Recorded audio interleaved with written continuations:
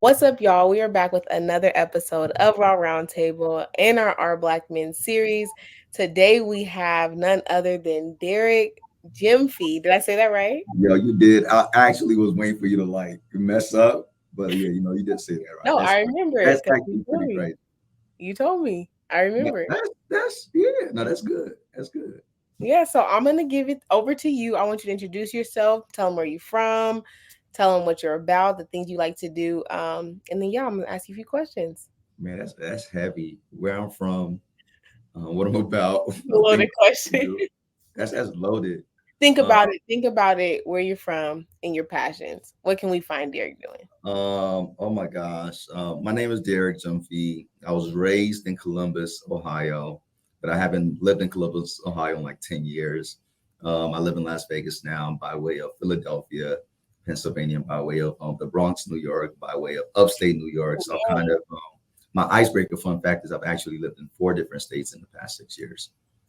So yeah, that's a bit about me. Where would you find me? I think there's four F's, 4 G's. There's faith, fitness, focus, and fun are kind of my 4 F's I like to live my life by. So you'd probably find me either in church, on the faith side of things. Fitness, you probably find me in a gym.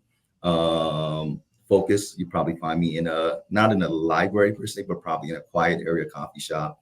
Actually doing some work. And the fun part, actually don't know where you'd find me for the fun party. Fun probably at some lounge with some friends having a great time. So That's that's a what I was gonna say. You don't know what you do for fun. like it's always a good time. It's always exciting. And you give that you like to have a good time no matter where you are, even if Like you are. yeah, like it's always a vibe. Like life's always a vibe. You got to bring the party with you. It got to come with you. Sometimes you gotta be the party. Absolutely. So, my first icebreaker question to you is: if money and time were no object, what would you be doing right now? If money and time were no object, what would I be doing right now? Um, I'd probably be helping people bring their craziest or wildest ideas to life. But Wow. the crazy part is that's actually what I do. So Really? yeah. So you're a natural servant. I wouldn't say. I guess if you want to put it that way, I guess I'm a natural. So I just that's what my heart is. I So just you like like to to assist others. I didn't hear that you like to make it about you. That's why I say that. um I guess, yeah, I guess like how I would put it, how I would kind of how I frame it is, I think I've been graced with a gift to be able to actually just bring visions to life or bring people's ideas to life, and not be able to not just see the end goal of something, but see the steps to get there. And Mhm. being knowing that that's a gift that I do have. I just like the if money and time was not a it's not an object. I think that's something that I want to do a lot more. That is a Right? gift because most people could either only see the end or see where it starts, but nobody really ever sees the in between. Nobody ever sees the in between. It's So see, crazy. in between is a gift. It is a Crazy. gift. So for our this or that questions, like I said, these are tailored to you. They're kind of everywhere, as you're a man of many different things. So in the gym, we see you on your story. If you follow him on Instagram, you see he's always working out, dedicated. I always commend people who can work out on the day to day and remain committed because working out is definitely not something that's just easy. It's not easy. If you want to put it that way, yeah, It's not easy for everyone, I yeah. should say. So my question to you is would you prefer arm day or leg day? That's a good one. Um, I think a previous version of me would have said arm day, but like, dude, now I love legs. I love leg day. What's Love leg day. You said what? what kind of switch? What was the flip? Um, dude, I think I just found the right exercises that work for me. Hmm. And now it's just like, yo, like leg day is it. And I think it's also you can see, when people go to the gym, it's kind of the especially for men, the natural instinct is to do upper bodies, to do arms, because that's what people see, that's what people experience. But I think the true discipline is found in leg day, right? True, it's really found in leg day because that's where the people don't see your leg growth. People don't see the growth in your strength, and it becomes a more of a self thing. Like, yo, like I couldn't do this 2 months ago. Now I'm pushing. Yeah. So I think it's like the leg upper body becomes more of an external validation, external confirmation. Leg day is more of like, yo, this is self-preservation. I'm growing. This is strength. Like this is self-improvement. And I think that's the beauty. That's why. Wow. That's you got deep with it. Bro, it's but yeah. Wow, upper body. I've never thought about that. Now I'm looking at every guy like, you only care about upper body. I know what you care about. I know what you care about. Hey, You just put me on. So my next this or that is, would you like worship music, or I would say a little R&B rap? do I'm now worship music. Worship music. And, I see, and the rare thing is, the crazy thing is, I was like he genuinely likes worship music. like, yeah, like I don't think, yo, that's something about worship music that's just like just bro. I listen to worship in the gym. I listen to worship music. Like, Mhm. bro, like I wake up, I listen to worship music. Do you listen to like worship sets? Worship what? Like worship sets, like on YouTube, like the long ones, like 15, 20 minutes? Sometimes, yep. Sometimes I just like I generally just I love how just Christian music makes me feel. Mhm. Right. I love my spirit being lifted. Like I just listen to worship music. And I think the only times where I actually don't listen to worship music is it's probably if I'm about to go out or something. I'm like, okay, let me actually get jiggy a little bit. Let me actually get hype a little bit. Then I'll probably put on who would I even put on? Probably some Drake. You don't want to Um, walk in the lounge with a mellow spirit. like I mean, some days like I would walk in with or the only times I generally also do love music. So if there's new music that just came out, like Drake's new albums, like yo, I would go through the whole thing, just like and be like, nah, that slapped. No, that did not slap. Like, oh, so, Yeah, but that's interesting. Worship music all day. worship music. I Yeah. feel it. And my next question is, you prefer a night in or a night out? Ooh, it depends on how I'm feeling. It Which one depends. do you have more of? A night out. I think I'm such an extrovert that I think I my juices get flowing. Mhm, I think a lot more. I get to kind of get more ideas the more people I engage with.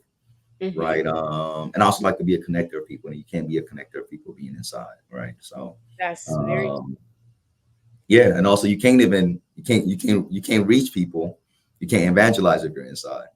Right. And I think for me that's just also something I just like to engage with people. So a night out. But I think there are days where just because of kind of what I do for work, because of kind of just kind of my word, my social battery just gets like really out there, and I'm like, okay, I'm no more people. I'm done. mhm. I don't want to touch nothing. I don't want to hear anything. I just want to be inside and just go to bed or But something. that's less often That's than that's less often. Yeah. mm. Well, yeah, you find so many people who are introverts nowadays, so you're Really? rare. Yeah, do you I mean, even in media where you see people always talking about wanting to be inside, wanting to I'm a homebody, like people that's a flex to them. But like Oh, you said, when you look at things like evangelizing and spreading the gospel and even just connecting other people, none of that is yeah, possible. that's real. Is none of it's possible from inside. So yeah, it's rare. So if you Yeah, didn't know that, it is. yeah. I didn't even think about it that way. Huh. That I think, yeah, I think actually keeping to yourself is actually kind of something that's, for lack of better word, glamorized. Like I think that's what people It being is. independent, right? Like I'm big on like interdependency versus independent. Like Yes. I think it's weird. I'm also African, so like community is like a big part of Yeah. of my culture versus like I could do it all by myself. Hmm. And I'm laughing because I have a friend, and she's from shoot, I can't think of it, but her family is like that. 100%. And so it just made me think of them. And I didn't Yeah. even know that about Africans, like just how much they are with togetherness. And so I love Yeah. that. I mean, this is not even on here, but are you like a big family person? Am I a big family person? Oh man, that's a tough question for me. That's a raw question for me. Um, We are here.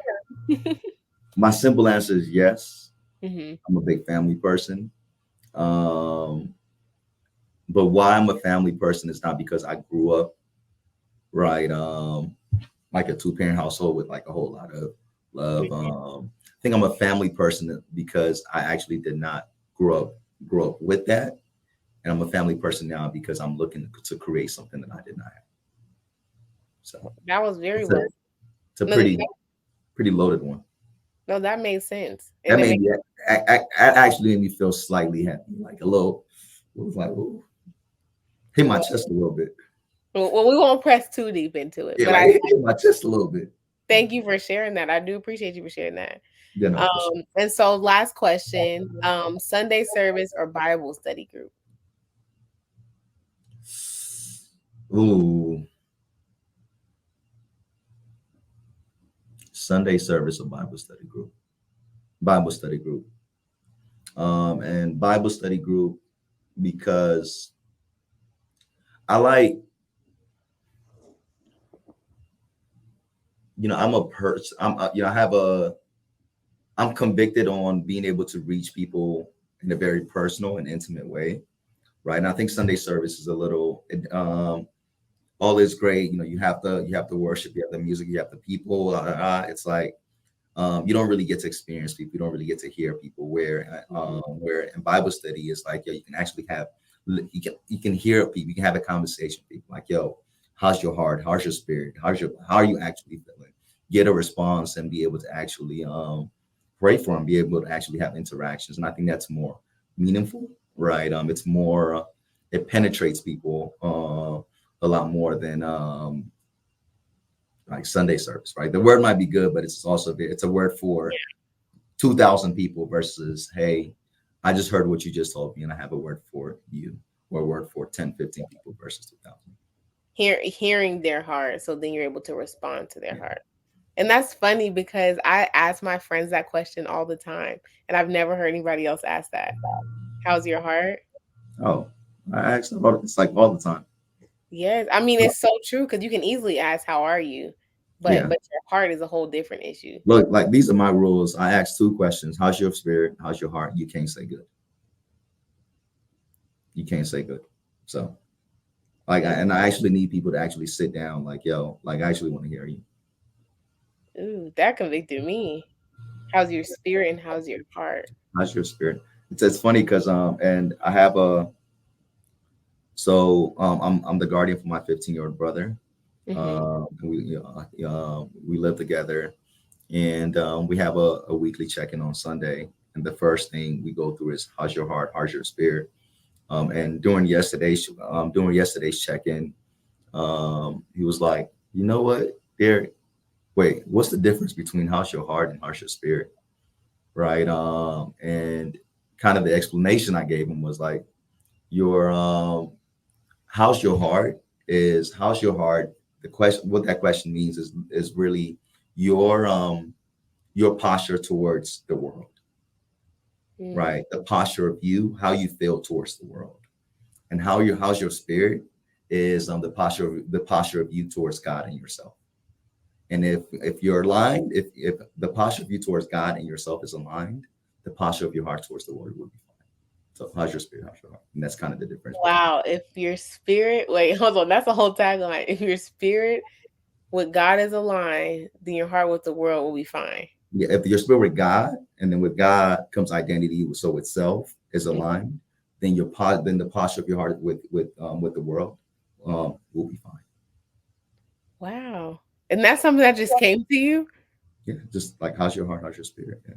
Wow. And I did actually see that you like write a whole bunch of stuff. I think you No. I think that you write stuff everywhere. That's funny because I'm the same way, but I'm like a notes person. Like my note, I have like 900 notes because I'm just constantly just like, gotta jot that down, gotta jot that down. Yeah. Okay. As long as it's in your phone. Yes. Yeah. I Except, write a lot. Like I'm an avid like note taker. and Just a probably bunch. you're a thinker too. And when you're around people, things get But everything like I'll be like, yo, that's so good. I'll be like, oh, ooh. And it's crazy because you're able to like just make connections of like, oh man, Kiana just said something. I'm like, oh, I just heard, and it just sounds so good. Like, and you just start to put things together. I think that's the beauty of it. yeah. It is. And it is. And so you kind of already went into what we're gonna go into, but I kind of want to ask you a little bit before that, kind of about what you do for work, how'd you get into it, what you study, and what sparked your interest in what you do. Um, that's a great question. So I'm what you call it's funny, but I'm what you call an immersion technology strategist, right? Or an innovation strategist. And what that means to kind of just break down the words is immersion technology is like new cutting edge technology. So think of blockchain technology, think of AI, think of NFTs, think of 3D immersive technologies like virtual reality, augmented reality, mixed reality, like new technologies like that, robotics, and those are emerging tech, right? And strategy is essentially just solving problems, right? New ways to solve problems. So as an immersion technology strategist, what I do is it's my job to really understand these new technologies, these AI tools, and their impact in the marketplace, right? The trends that are the trends that are surrounding them. And on the strategy side, I work for a leading hospitality brand here in Vegas. It's my job to really understand our business and the challenges that our businesses are facing, be it in food and beverage, be it in entertainment, be it in hospitality, be it in gaming, right? Hmm. And also think about new opportunities that could potentially be on the horizon for our business. And then I married the two. So I use new technologies to solve challenges that our business is facing for uncover new opportunities. And that's kind of the immersion technology. That's what I do. I'm an immersion technology strategist. Wow. Wow. Who would have known that that's all you do? Yeah. That's a So lot. um yeah, Well, to yeah, me, let me say to me, because yeah. it's not my gift and I'm not graced for it. Yeah, I'm not crazy for it. Yeah, so to be able to do that, what I do is I run a lot of proof of concept, a lot of pilots, and I bring a lot of various ideas that come across the business as it relates to these technologies to like just make them happen. I mean, that's cool. That's really cool. That's really cool. And all, I would say, because from the outside looking in, I wouldn't think it entails all that you just described. Yeah, But like I said, I'm not graced for it, and you are, and it shows with the ease that you just talk about it, the way you go to work, the way you do what you do, and you seem that you love what you do. yeah. No, I do love what I do because essentially what I do is, and I do this for for a company now for a $1 billion company now, Fortune $500 company. However, it's the same concept of leaders they have these big ideas, they have these ideas of these new technologies, and they have existing problems that they're trying to solve Mhm. with these ideas. And it's kind of my job to say, oh, okay, this is the big vision, right? This is where you're trying to go, and this is how this tool, this tech, although it's new, it's a new tool. This is how it can get there, help us get there. And this is our milestone one, milestone two, milestone three, milestone four, five, and that's how we get there. So So it's you work. tie it all together. And yeah, so that's the strategy component of, oh, okay, this is where we're looking to go. This is where we are today. These are the tools that we have. These are the constraints of the things that we don't have.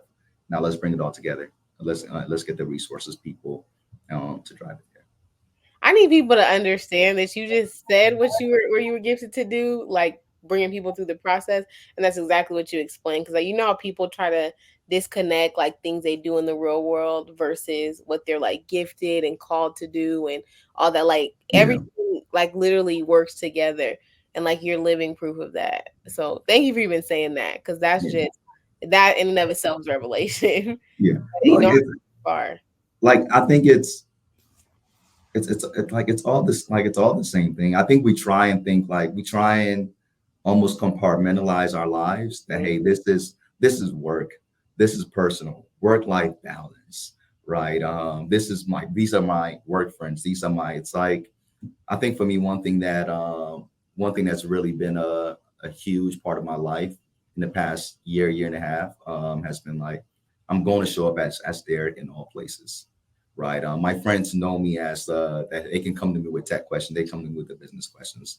They my church friends know me as the same Derek as my non-Christian friends will know me as. My Hmm. work, my boss knows me as the same Derek and my friends. I mean, there's different level of intimacy within the relationships, but just being able to show up as the same person, and even with, and I think that shows up in work as well, right? That shows up. It's like the same things that you do for the same things that you're graced for, right? In personal relationships could be the same thing that you're graced for in spiritual relationships, right? Or in business relationships, right? I.e., Daniel. I've been on the story of Daniel in the Bible. Like Daniel was like Daniel was not a pastor, was not an apostle, like, but Daniel was just talented. The man was just gifted, Yep. right? And it was the same gifting that he took to the king. The same gift. It's Yeah. the same gift. Same gift. So my next question to you is as far as your faith, what was that alongside like your upbringing? Like was that a part of your upbringing? Was it something that you pursued yourself?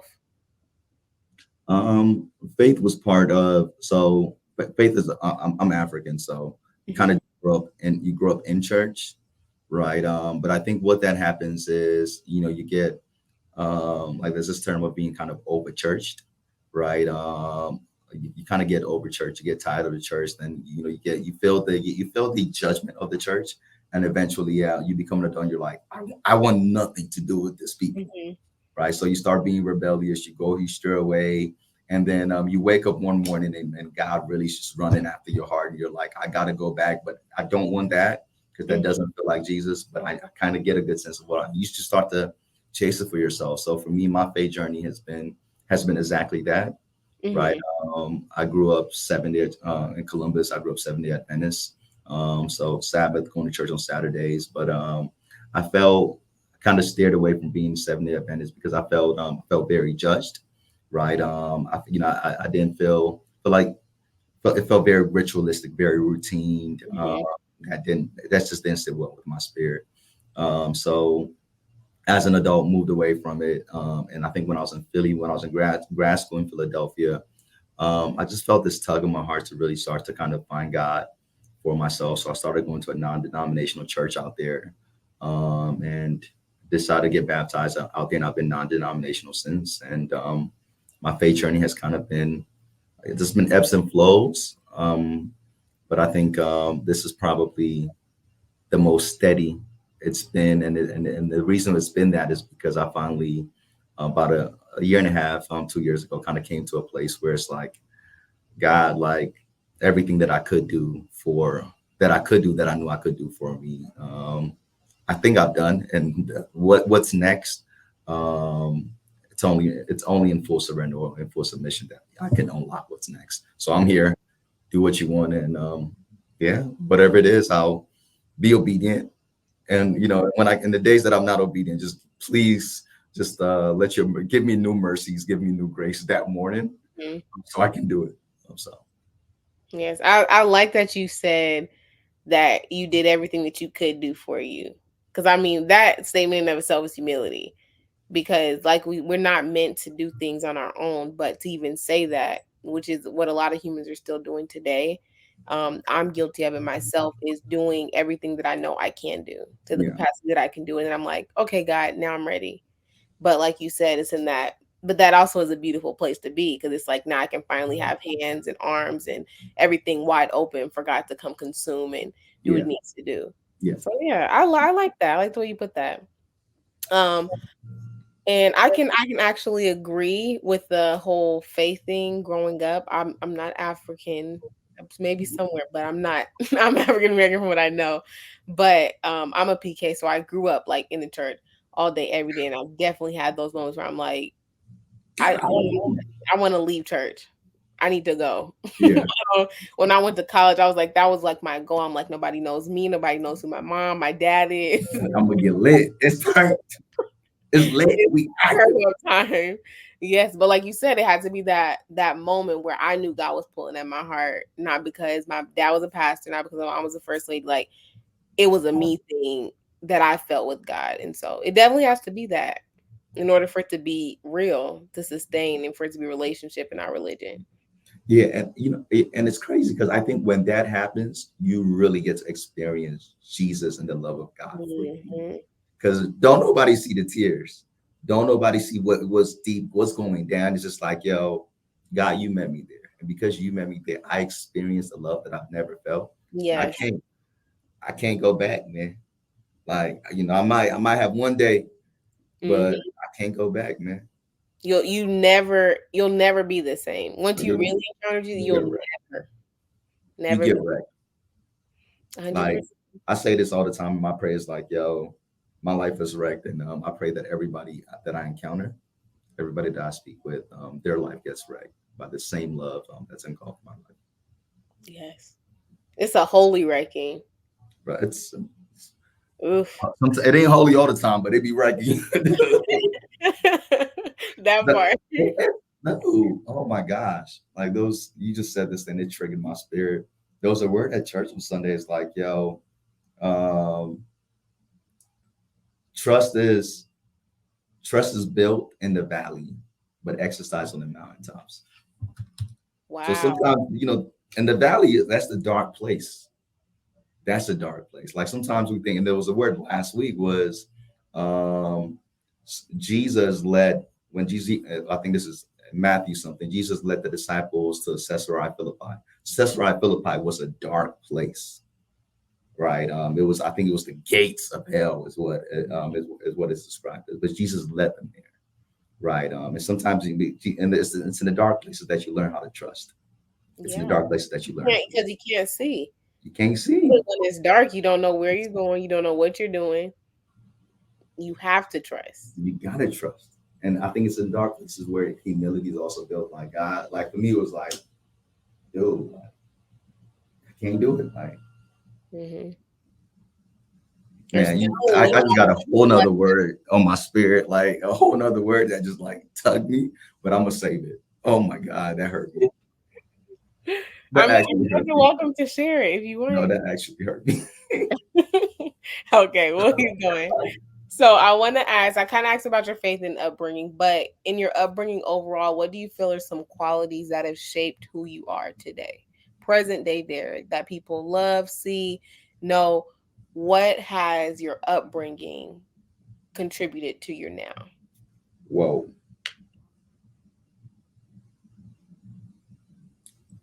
Um, Everything. That's a simple answer. Everything. Dude, uh, you want to unpack this? That's man. What And has you my can upbringing? go where you want to go with it. It could be quality, Man. intrinsic, like So like, my upbringing and kind of how has that shaped present day Derek today? I think present day Derek is an extrovert. Present day Derek is very sociable. Present day Derek loves people, encourages people, supports people, pushes people, um, is just just energetic and ready for the next thing. Um, but I think what people don't know that a lot of present day Derek uh, um, actually birthed out of a lot of trauma growing up, right? A lot of because up until the age of 18, I had lived in like at least about 10 different households, right? From 0 to 5, I was with my grandmother. 5 to 8, I was with my dad and my stepmom. 8 to about 13, I was with my mother. 13 to about 15, 16, I was back with my dad and the new step. It's just the whole, um, and I think what kind of that upbringing, what that upbringing showed me was it doesn't, you don't, people don't necessarily have to be family or blood related to really love you and to really show up for you, right? People don't really have to be blood or family to really care for you. And I think as I look at my adult life now, that's kind of what people see when they meet me, right? Is it's because growing up I've experienced so much love, so much care, so much people that spoke life into a kid they knew from nowhere. That as an adult, it's like I know, and I see the impact that had on my life. I see the impact on that had on that. It's like, yo, what you speak to, you become, right? Yes. Like what people speaking to you end up becoming. And there's so many people that just in my upbringing just spoke so much life into me, and I don't even know why. That as an adult, I can't help it but do the exact same thing. So I think And that's that's kind such a blessing because you could remember people speaking death, people speaking what you could never be. But the fact that you remember life, the fact you remember life, like I I think it even speaks to who, like you said, who God called you to be in other people's life here, because most people who speak death into other people's life only know it because it's been given unto them. To speak yeah, life when you've only received death takes a whole type of supernatural strength. But to receive life and give it and not let the world taint it in yeah, anything, that's a blessing. it is. Really a blessing. Yeah, yeah. So I feel like my whole story, my whole life's been it's been a blessing. It wasn't didn't always feel like it, Hmm. right? I mean, there's moments where like I'm not a big holiday person, um, but yeah, I'm not a big just because of how I grew up. Hmm. But I love to celebrate my people, just because I know a lot of them are. So, And I did see that on your story. You celebrating your friends. yeah, yeah, And I love a person and a guy at that who could do it, who can literally just celebrate the people around them. yeah. Like yeah, people love to be celebrated, man. Like people are just And it yeah. makes me question, then why don't we do it? People always have a problem like nobody wants to celebrate me or do I this. think because we're not humble enough. Mm, We're not humble enough, man. It requires a lot of humility to be able to celebrate people. It requires a lot of humility to cheer other people on. It requires a lot of honesty. And I think we're not. I think just people as a generation, we're not humble enough. We're not honest enough. Um, it's sad. That's sad. It is. Well, my next question to you is, what are some of the biggest challenges that you face as a man in America, even not being from here? You've been so many different places. So what are some challenges that you've personally faced as a man in America, or as specifically a black man in America? um,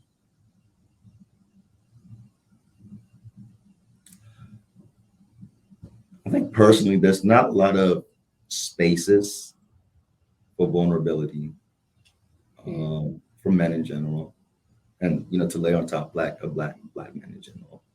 Um, yeah, there's not a lot of space for vulnerability. Um, and personally, other challenge that I faced is I have faced, and you know, I had to purposefully seek mentorship, seek leadership in my life, right?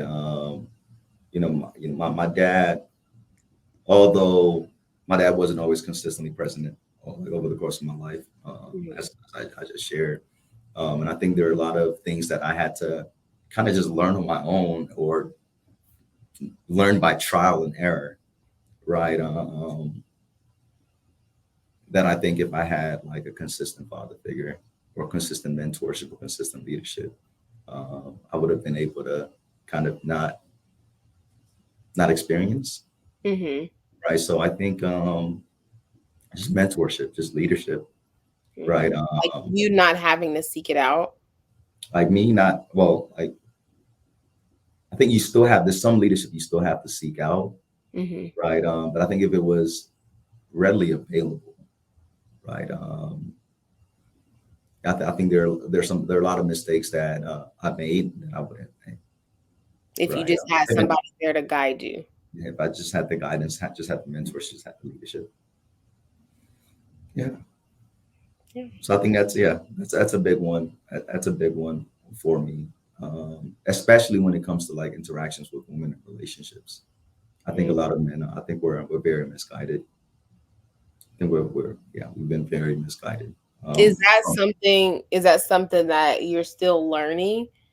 Is oh, that absolutely, or like just absolutely. navigating it? No, I wouldn't even say I'm navigating it. I would say more learning. Right, navigating doesn't feel like you're. It seems like you're kind of just going through the motion. And just doing it. You're just out here, figuring it out, right? But I think one of the things that I've been sensitive to is when the hearts of other people are involved, you can't just navigate it. You have to Mm, wow, that touched my heart as a woman. So you have to learn it because I mean, this is my round table. This is my platform, so I'm gonna be real. I'm not gonna hold back because I'm interviewing you. I just feel like in mid encounter that it has been a navigating kind of thing. Like questions aren't even being asked. It's just it's what I know to do, or not saying, okay, well, what would you like to happen? Not to saying that it should be the woman's way all the time, but I think it's a learning process for everybody. And sometimes it's hard because one party might be willing to learn while the other party is just like, let's just go with the flow. And so to have that mindset to want to learn, it's heartwarming. learn. Yeah. Yeah, yeah. Yeah. Yeah, and I think it's a much deeper conversation, right? On the side of I just think it's just funny. I had this on my before I deactivated my Hinge profile. Like one of the things I had on there was think we just live in a generation where like they're just we live in a generation of unrealistic expectations, right? Like i.e. Men want a woman who's ambitious, who's educated, but also cooks and clean and nurtures. It's like, well, you gotta like you gotta pick and choose. Like it's a skill, right? Hmm. And on the flip side, like women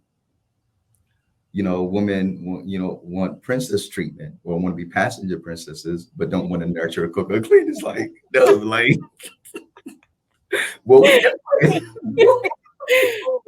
Passenger princess. Definitely. Like girl, what we doing? Like And so, it is like weighing what you want more of.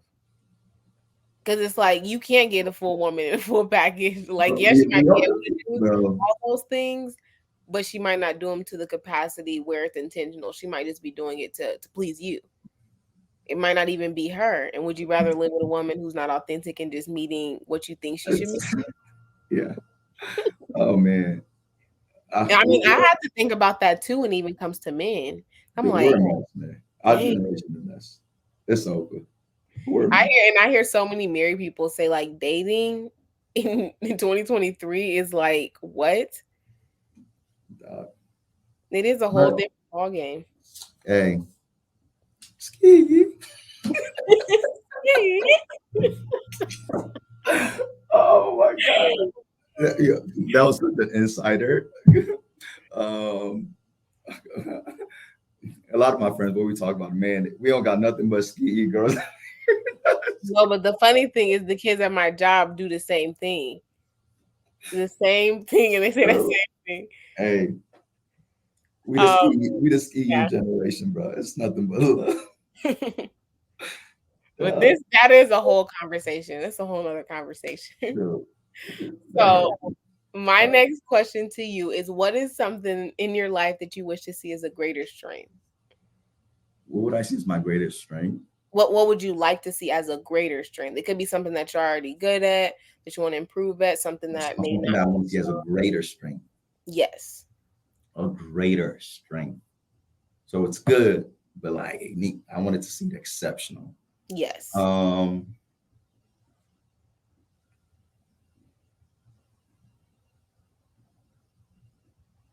I think of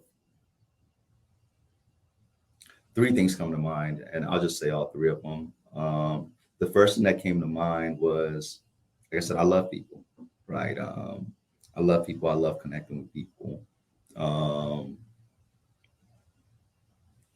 I like to, um, but then I think of how can I love more, right? How can I love people more, right? It's the first thing that came to mind is like, yo. yeah, just how do I love more? How do I love? Like, can I? I feel like I love now, but do I love like Jesus? And what would it take to love like Jesus? Right. Like you want to do more of his level of loving. More of That's His sort of love. the standard. You know, um, just love without conditions, just pure, genuine, just love. Right. And the second that came to mind, more kind of, I feel like I go, my brain goes from like spiritual to like more business and then more like lifestyle. And then the next thing I thought about was like discipline, Yeah. right? So let's not just discipline around routines, around structure, around like one of the things that I was telling my brother yesterday is one of the things that I'm not doing well at is sleep, right? Or not even the hours of sleep, but the quality of sleep, right? And recognizing that, okay, how do I mitigate that? Not by getting more sleep, but okay, can I like get the some I'm getting this ring, this sleep tracking ring, to help kind of track the analytics of my sleep to start to think about, okay, how do I improve my sleep? So kind of just find discipline in other areas, in all areas of life, right? And then from discipline is kind of similar to discipline. It's just consistency, right? Now you got it, you're figuring it out. Now how do you keep it, right? You have Yeah. the discipline. Now how do you keep it? So I think those are the things I would like to see myself grow into greater strength for, because I think what it does is it allows you to do more and it opens you up more, Yeah. allows you to reach more too. And then ultimately allows you to be trusted with more Ooh, that's good. That's good. That's real good. and discipline yourself in it That's good. if you really have it. That's good. Yeah. Yeah. And so my second to last question is, what is a misconception society has about Black men that you wish to see deconstructed? What is a misconception society has about Black men that I'd like to see deconstructed?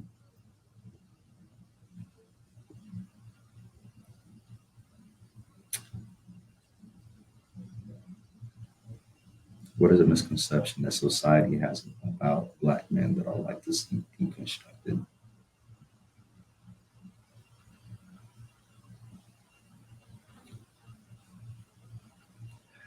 Um, this is heavy, but like Black men are unfaithful is one. If Black men are unfaithful, um,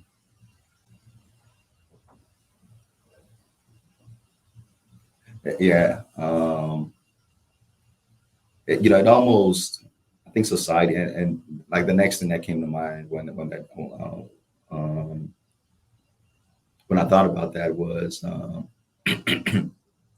even just how the relationship between Black men and Black women, Hmm. right? And it almost to the point where society believes or thinks or think that Black men are incapable of leadership, right? Are incapable of love, are incapable of faithfulness. Like, um, it's like, why, right?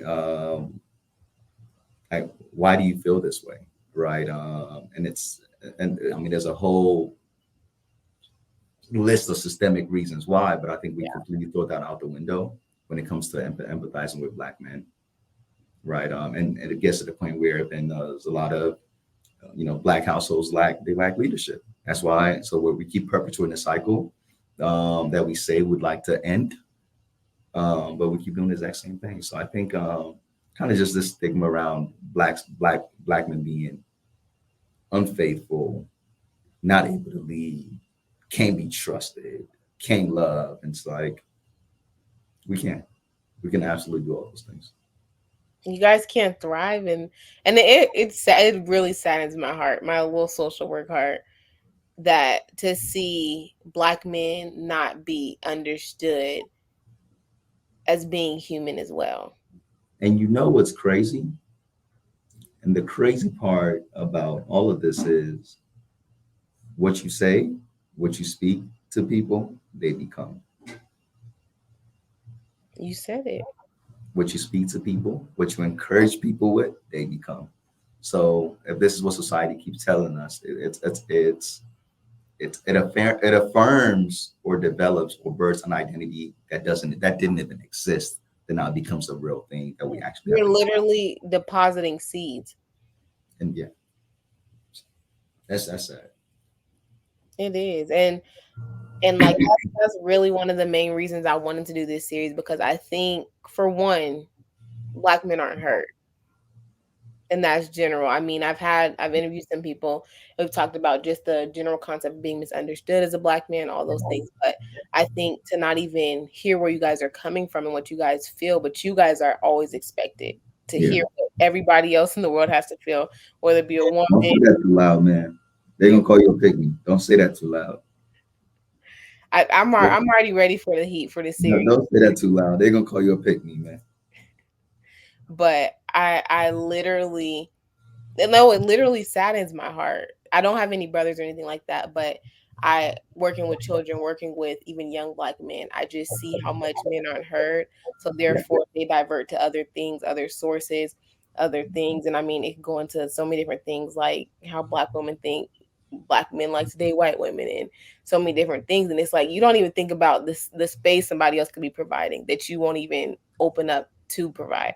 yeah, So yeah, that's a little. I could talk about that all day because that is something that just that vexes my spirit. yeah. Yeah. So I'll just go on to the last statement because yeah, I could definitely go on and on there. But so the last thing is not a question, but it's something that can give inspiration to maybe a black man watching this, somebody's son, young son, older son, or somebody who may know somebody that they want to go share something that you said with them. And so the statement, I'm going to say it and then you can finish it. It's to the black man seeking something more.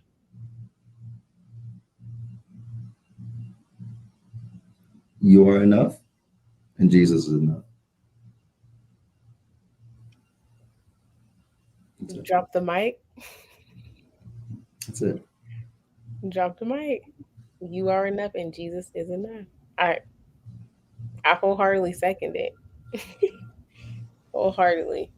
And so I just want to thank you. And I appreciate you coming on, taking the time. And I've been doing it for everybody, but I want to ask, is it okay if I pray for you on your journey to come and just your willingness to be on here, everything shared? Is that okay with you?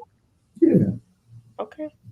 Dear Heavenly Father, God, we just thank you for this time. We thank you for everything shared. We thank you for Derrick's heart. We thank you for his willingness to just be who he is and everything that he does. We thank you that he has accepted that he has given you his yes. And we pray that even right now, God, that you'll begin to honor his yes from the depths of his heart to the depths of his soul, in his mind, and every other place in his life. I pray that you would give him all that he needs to continue to do the work that you've called him to do. Let him not grow timid in any area of work that you've called him to, around anybody that you call him to speak to and speak life into. Allow him to do everything that he does for you in boldness and confidence, and to not allow this world to taint the purity that you've placed inside of him. We pray that you continue to strengthen him for this journey that he is on, that he will continue to fight the good fight of faith, that he will continue to not look beyond what's around him, what he has or what he feels that he doesn't have, but let him see everything that he needs is in your hand. We thank you and we praise you for everything that you're doing and you're going to do in his life. In Jesus' name, amen. Amen. Yeah. So Thank we you for good. having me. I thoroughly enjoyed it. I did enjoy this conversation. Thank you for letting me pick your brain. Um, and yeah. So thank you for everyone for joining us. Thank you for watching this, and we will see you on our next episode of Raw Roundtable. Gotcha.